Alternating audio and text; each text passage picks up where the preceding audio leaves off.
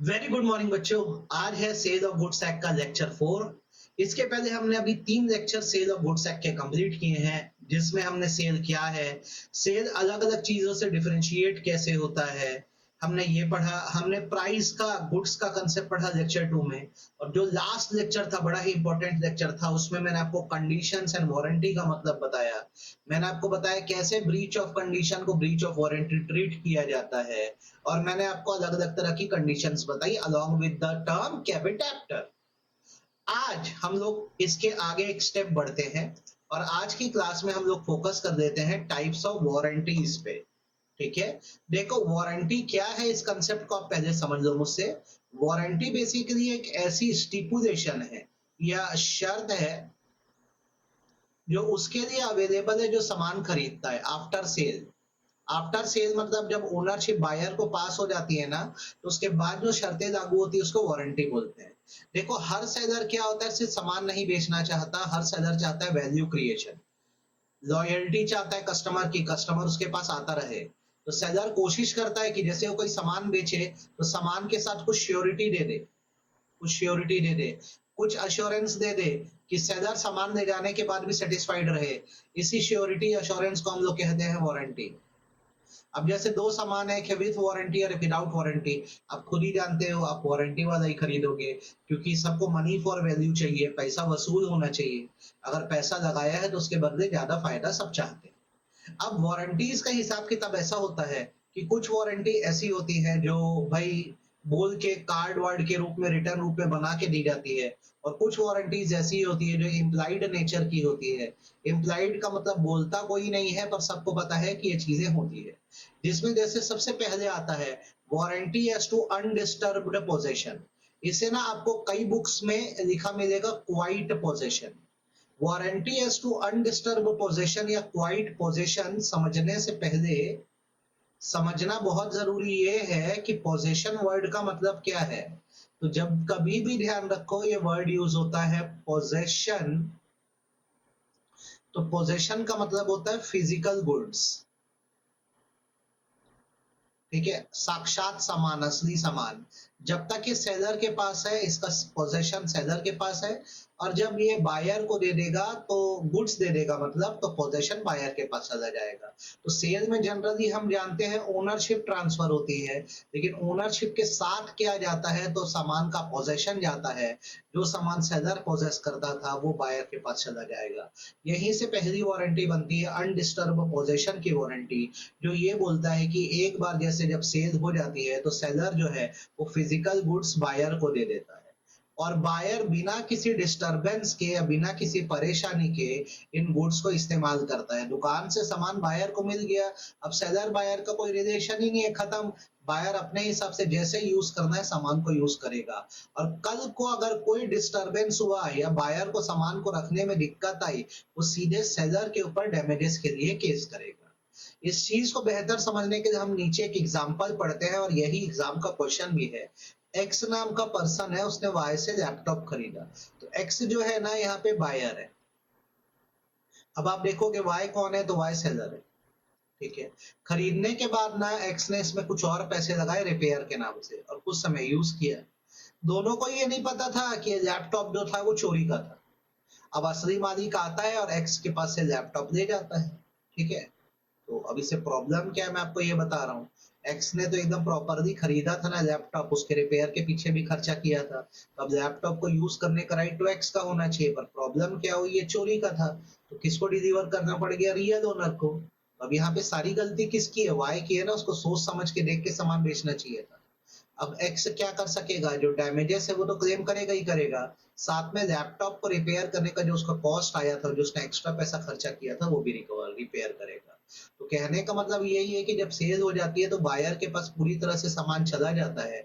और फिर वो बायर से अपना छीनोगे ना, बायर वो किसी को देगा, और अगर ऐसा हुआ तो सीधे सेलर के ऊपर डैमेजेस के लिए केस करेगा। इसी से कनेक्टेड एक और वारंटी होती है जिसे हम बोलते हैं non existence of encumbrance. Encumbrance मतलब होता है थर्ड पार्टी राइट। ठीक, ये माना जाता है कि जैसे सेलर जो होता है ना, वो सामान का एब्सोल्यूट ओनर है। एब्सोल्यूट ओनर मतलब कंप्लीट ओनर है। और जब उसने सामान सेल किया बायर को, सामान सेल किया बायर को, तो अब आगे से बायर जो है वो एब्सोल्यूट ओनर है, मतलब बायर के अलावा कोई सामान का ओनर नहीं।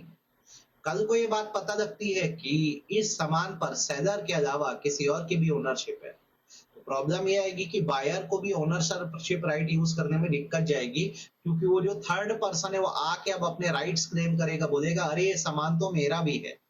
तो यहाँ पर अब बायर को जो भी दिक्कतें आए उसके लिए वो किसके ऊपर एक्शन ले सकता है, सेलर के ऊपर। जैसे एग्जांपल देखते हैं, ए नाम का एक पर्सन है, उसने अपनी कार को प्लेज कर दिया सी के पास, प्लेज मतलब गिरवी रख दिया, कितने के लोन के लिए, 15 लाख के लोन, सॉरी 1.5 लाख के लोन के लिए, और बोला कि मैं तुमको कल लाके कार देता हूँ ना, तुम्हारे पास गिरवी मैंने कार रख दी है सी के पास, 1.5 लाख आप मुझे लोन दे दो, मैं आपके पास कल कार लाके देता हूँ।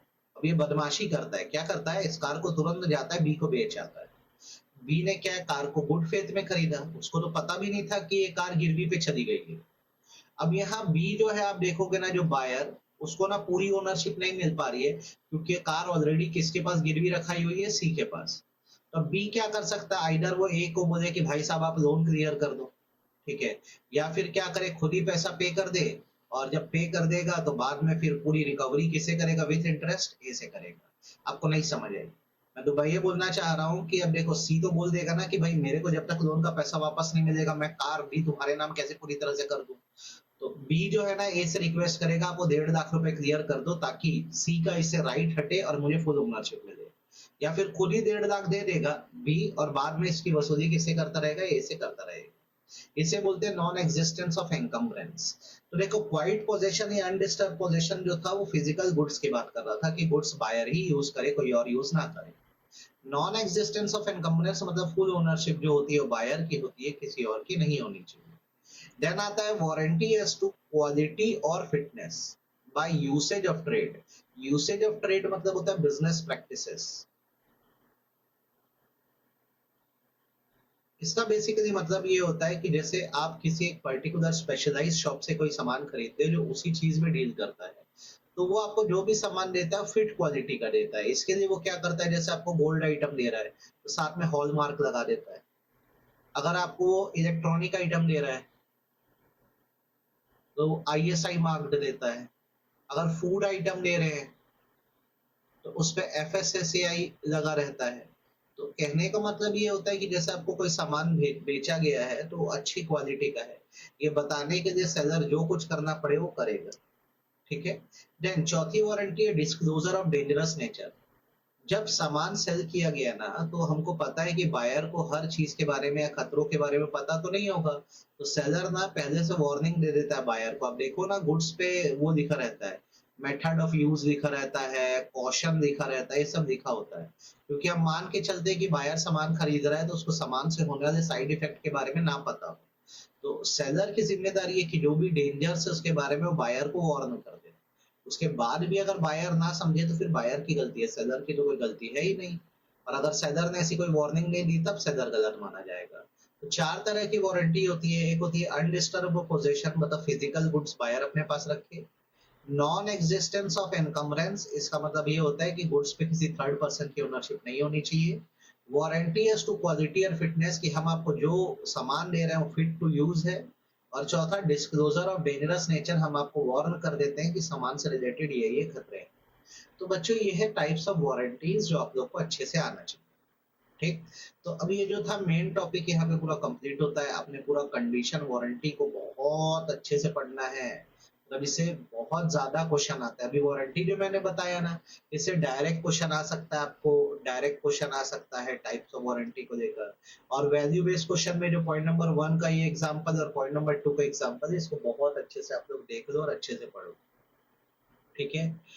अब जैसे यहाँ पे पूरा कंडीशन वारंटी खत्म हो गया, तो आज सिर्फ एक ही रूल पे बात करेंगे, हम प्रॉपर्टी रूल्स पढ़ेंगे। टोटल मैंने जो नोट्स बनाए इसमें 7 रूल्स बनाए।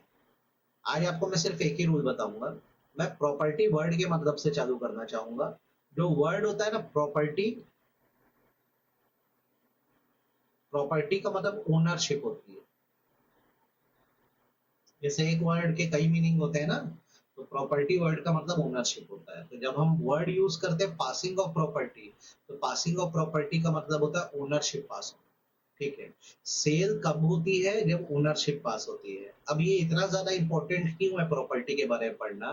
क्योंकि जब प्रॉपर्टी ट्रांसफर होगी उसी से लीगल राइट और लाइबिलिटी समझ आएगी कि सेलर का क्या राइट है, बायर का क्या राइट है, सेलर की क्या लाइबिलिटी है, बायर की क्या लाइबिलिटी है।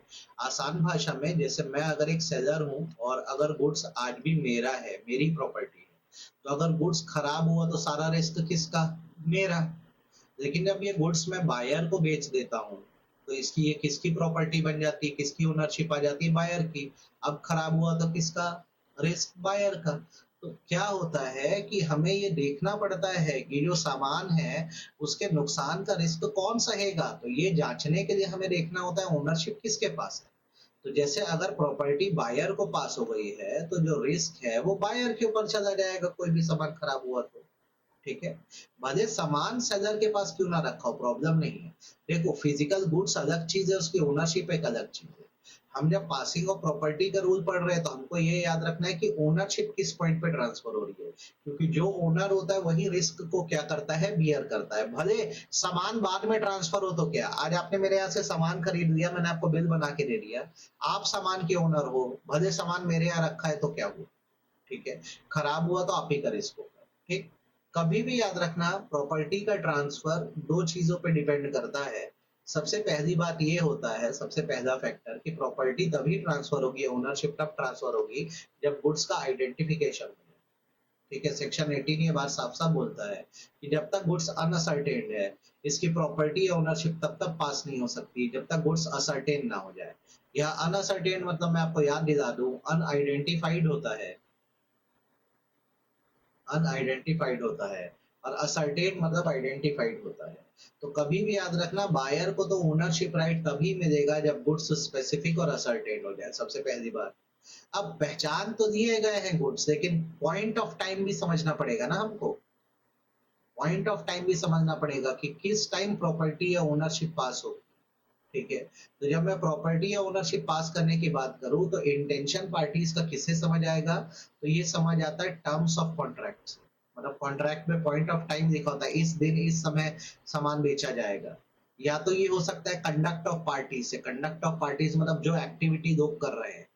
या फिर ये हो सकता है सरकमस्टेंस या सिचुएशन से। फॉर एग्जांपल, अगर मैं स्वीट्स खरीद रहा हूँ तो आपको पता है ज्यादा से ज्यादा जो मिल्क से रिलेटेड स्वीट्स होती हैं, दूध से रिलेटेड, तो 24 आवर्स तक चल सकती है। तो मतलब इसको सेल करना होगा तो 24 घंटे के अंदर करना होगा। तो कभी भी याद रखो, ओनरशिप ट्रांसफर करने के दो बेसिक फैक्टर है, गुड्स का आइडेंटिफिकेशन होना चाहिए और पार्टीज का इंटेंशन समझ आना चाहिए कि खरीदना है, बेचना चाहती हैं कि नहीं। That's it. तो आज मैंने प्रॉपर्टी रूल्स पढ़ाना चालू कर दिया है। नेक्स्ट लेक्चर में मैं आपको सारे प्रॉपर्टी रूल्स कंप्लीट कराऊंगा। तो स्टे ट्यून, चैनल को लाइक शेयर सब्सक्राइब करो और आगे ऐसे ही लेक्चर्स पढ़ते रहो।